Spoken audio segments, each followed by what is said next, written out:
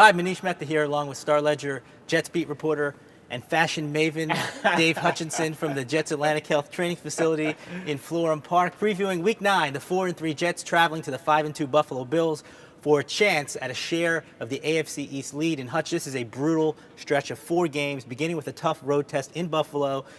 Let's play guess which offense is going to show up.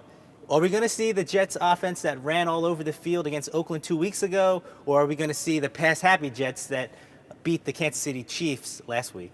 Yeah, well, I tell you, Manish, that's the problem. We don't know, and we've talked to Eric about it ad nauseum in terms of him having some type of identity. So he says their game plan specific, but personally, I think sometimes the Jets are simply outsmarting themselves. I think they need to figure out what they do well and do that until someone stops them. So to answer your question, I have no idea, and I don't think that's a good thing. Right, it's frustrating to Jets fans, of course. The Jets actually have lost a turnover battle in 3 of their 4 wins, something that you're not going to see very often in this league. The main culprit for those miscues, of course, is Brett Favre, a league worst 11 interceptions this year.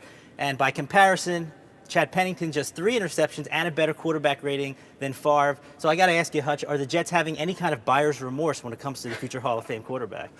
I don't think so, but as you said, Chad is playing very well. He has a higher average per completion than Favre does, but I think someone needs to reel Brett in. I mean, I absolutely love the guy. I think he's a terrific competitor, an even better person, but I just think he's taken some chances that are very, very unnecessary here.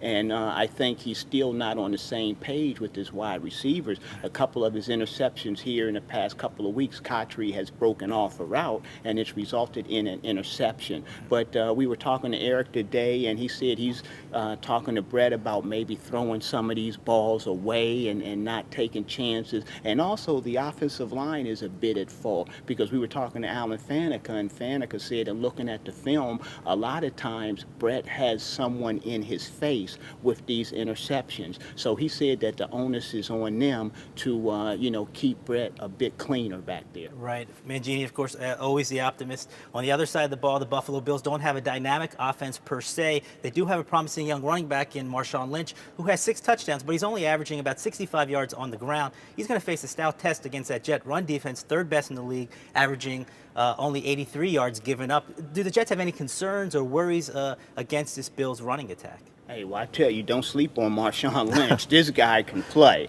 I mean, he has 6 touchdowns. As you said, he doesn't have a big per carry average, but he's the engine, and I borrowed that word from you. I like that. He's the engine that drives this Bills offense, because once he gets started, once he gets going downhill, you have problems. And then they also have another guy who they have back there with them. I believe his name is Fred Jackson. They kind of have a 2-headed monster back there, and their offensive line is absolutely huge. I mean, I was just joking with Chris Jenkins. I said, Chris, these guys are bigger than you. You can't say that very often. I know.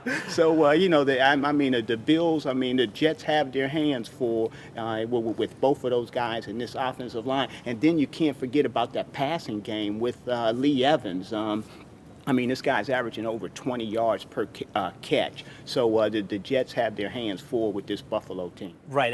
Trent Edwards, obviously a very efficient quarterback, only 5 touchdown passes. But like you said, Lee Evans, 20.5 yards a catch, best in the NFL among receivers with over 20 catches.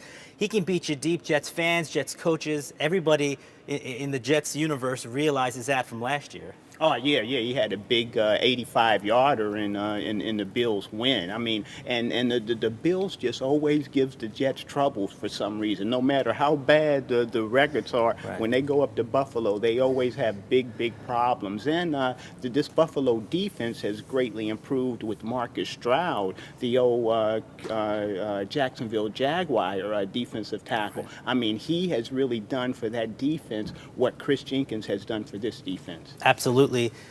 Prediction time, Hutch. Let's look into your crystal ball. When I log into NJ.com on Monday, am I going to be reading about the first place New York Jets?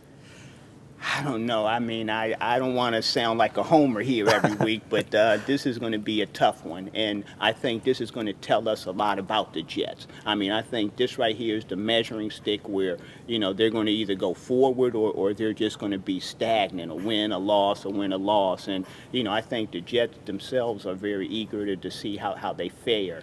Making a prediction, I mean, if I had to bet the mortgage, I would go for the Bills. But, so, I mean, there you are. I agree. The Jets have been a different team on the road. They have that one victory on the road this year, the white knuckler in the season opener against the Miami Dolphins. The Bills are a different team at home, a perfect 3-0, averaging 27 points a game at home. In the end, I think home field carries the day for Buffalo. They win 24-21. The Jets fall back to 500 as they come back and host a resurgent St. Louis Rams team next week. That's it for now. For Star Ledger Jets beat reporter Dave Hutchinson, I'm Manish Mehta. Enjoy the game.